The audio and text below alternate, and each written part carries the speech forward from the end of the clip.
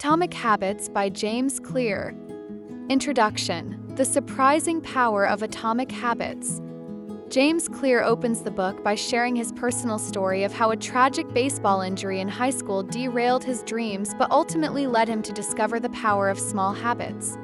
After waking up from a coma and facing a long recovery, he realized that massive success doesn't come from one-time efforts but from the compound effect of daily incremental improvements.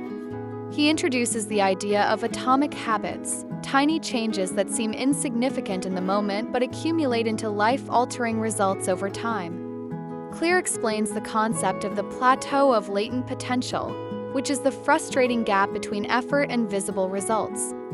Many people give up on habits because they don't see immediate progress, but breakthroughs often come after long periods of consistency. He compares habits to ice melting. A block of ice won't visibly change at 25 degrees, but at 32 degrees it suddenly turns to water. Similarly, habits may feel pointless until they reach a critical threshold of impact. The introduction sets the stage for the book's core philosophy: focus on systems, processes, rather than goals, outcomes, because winners and losers often have the same goals, but what separates them is their daily habits. Chapter 1: The Fundamentals: Why Tiny Changes Make a Big Difference. This chapter dives deeper into the science of marginal gains, explaining how improving by just 1% daily leads to a 37x improvement over a year, while declining by 1% daily leads to near zero results. Clear uses real-world examples, like the British cycling team's dominance after implementing hundreds of tiny optimizations, e.g., better bike seats, hand-washing protocols. He distinguishes between goals and systems, arguing that goals are good for setting direction, but systems are what drive progress. For example, a football coach's goal is to win games, but the system is recruiting, practice drills, and film study. Goals can create a yo-yo effect. People diet to lose weight but regain it because they didn't build lasting eating habits. Clear also introduces the idea of identity-based habits, where the focus shifts from "I want this outcome" to "I want to become this type of person." A person who views themselves as a runner will naturally stick to running, while someone who just wants to lose weight might quit after hitting a target. The chapter concludes by emphasizing patience. Habits are a long-term game, and obsession with quick results is the enemy of growth. Chapter 2: How Your Habits Shape Your Identity, and Vice Versa. Here, Clear explains the 3 layers of behavior change: outcomes, what you want; processes, what you do; and identity, what you believe. Most people start with outcomes, e.g., I want to be fit, but lasting change happens when habits become part of your self-image. For example, 2 people might resist a cigarette offer differently. One says, "No thanks, I'm trying to quit," still identifying as a smoker, while the other says, "No thanks, I'm not a smoker," identity shift. Every habit is a vote for the person you wish to become. If you read nightly, you reinforce being a reader. If you procrastinate, you reinforce being lazy. Clear warns against the false identity trap, where people cling to labels that limit them, e.g., I'm bad at math. Instead, he suggests gradual identity shifts through small wins. A person who meditates once isn't a monk, but someone who does it daily starts to see themselves as disciplined. The chapter also discusses how to overcome negative self-talk by reframing habits as affirmations, e.g., I'm the kind of person who takes care of their body. Chapter 3: The 4 Laws of Behavior Change, and How to Make or Break Habits. This chapter introduces the core framework of the book: the habit loop, cue, craving, response, reward, and its 4 laws for building good habits. 1. Make it obvious. 2. Make it attractive. 3. Make it easy. And 4. Make it satisfy. To break bad habits, you invert these laws. 1. Make it invisible. 2. Make it unattractive. 3. Make it difficult. And 4. Make it unsatisfying. Clear explains how habits are neurological shortcuts. The brain automates frequent behaviors to save energy. For example, brushing your teeth feels automatic because your brain has linked the cue, morning routine, with the reward, fresh breath. Key to changing habits is hacking this loop. To create a new habit, you must design clear cues, like leaving running shoes by the bed, make the habit appealing, listening to a favorite podcast while running, reduce friction, starting with just 5 minutes, and attach immediate rewards, a smoothie post-run. For bad habits like snacking, you might hide junk food invisible, associate it with bloating unattractive, keep it in the basement difficult, and impose a penalty for eating it unsatisfying. Chapter stresses that willpower is a short-term strategy. The real solution is designing an environment where good habits thrive and bad habits starve. Chapter 4. The Man Who Didn't Look Right: How to Recognize Cues. Clear opens with a story about a medical professional who sensed a patient was in danger just by glancing at him, a phenomenon explained by trained pattern recognition. Similarly, habits are triggered by cues we often overlook. To change habits, you must first notice them. One technique is the habit scorecard, where you list daily habits and label them as positive plus symbol, negative, or neutral equal sign. For example, woke up equals checked phone, made bed plus. This exercise isn't about judgment but awareness. Another method is pointing and calling, a safety practice from Japanese railways where workers verbalize actions. Signal is green. To prevent errors. Applying this to habits, you might say, I'm about to scroll Instagram because I'm bored, which disrupts autopilot mode. Clear also discusses how environment shapes cues. A kitchen plate of cookies triggers snacking, while a fruit bowl prompts healthier choices.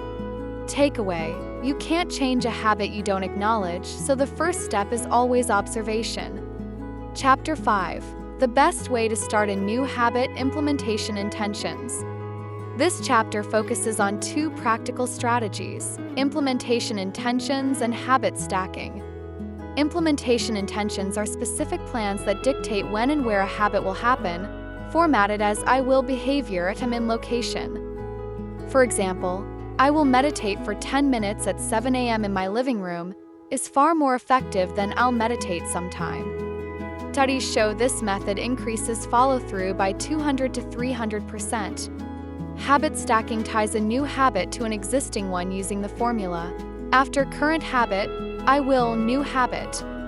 For instance, after I pour my morning coffee, I'll write one sentence in my journal. Clear explains that habits are mentally linked to contexts. Your brain associates your couch with watching TV, so trying to read there might fail. But if you always read after brushing your teeth, the existing habit becomes the cue. The chapter warns against overloading stacks, adding too many habits at once, and emphasizes starting small. Even a 2-minute habit counts. Chapter 6. Motivation is overrated. Environment often matters more.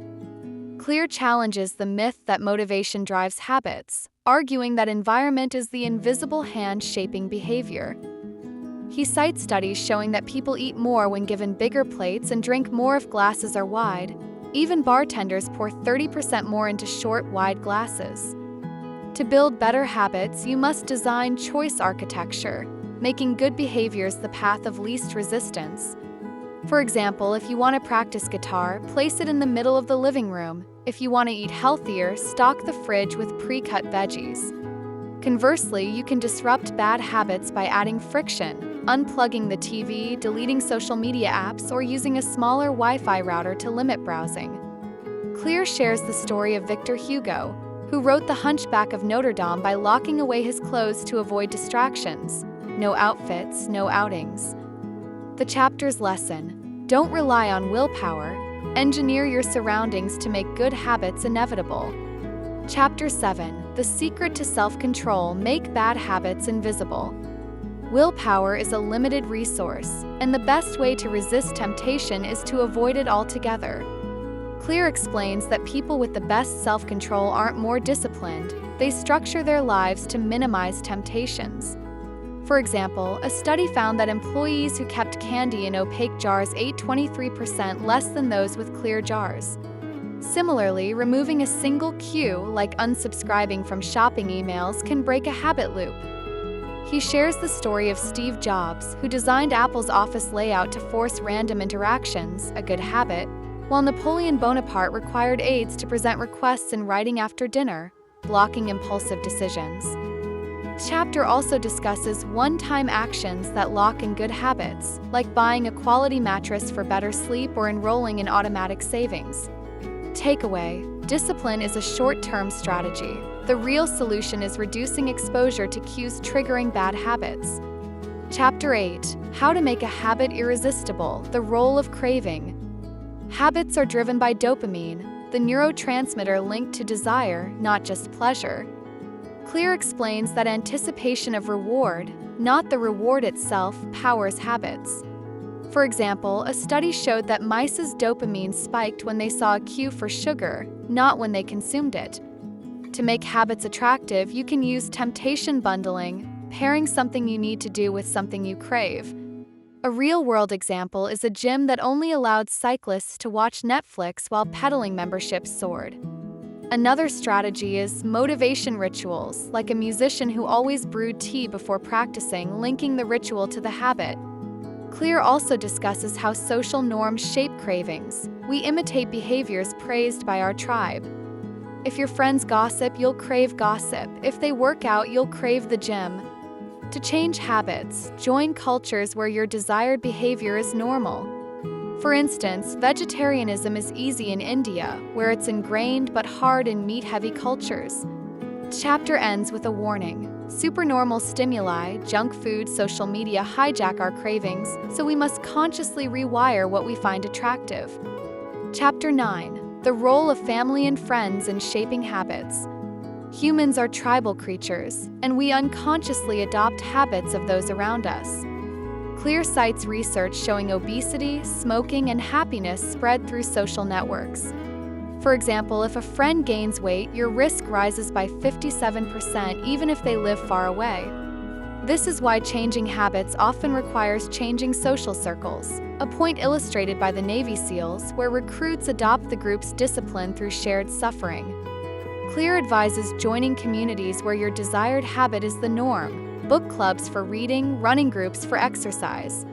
If that's impossible, distant role models, authors, podcasters can provide virtual peer pressure. He also warns about the shared identity trap, where groups bond over bad habits, work teams that drink heavily. To escape, redefine your identity within the group. I'm the health-conscious one. The chapter's lesson: you don't rise to your goals, you fall to the level of your systems, and your social circle is the most powerful system of all. Chapter 10: How to Find and Fix the Causes of Your Bad Habits. Every habit serves a purpose, even harmful ones. Smoking might relieve stress, and binge-watching might combat loneliness. To change a habit, you must address the underlying need. Clear introduces the habit substitution technique.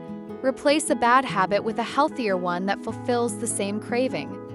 For example, if stress triggers nail biting, try stress balls or deep breathing. He also discusses reframing, where you mentally highlight the benefits of avoiding a bad habit. Instead of "I can't eat dessert," think, "I'm choosing health and energy." A powerful example is recovering alcoholics who survive cravings by playing the tape forward, imagining the hangover, shame, and regret.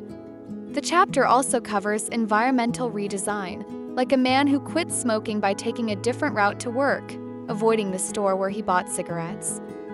Clear emphasizes that habits aren't broken, they're replaced.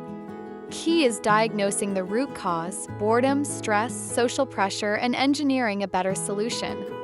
Thanks for your time. See you later.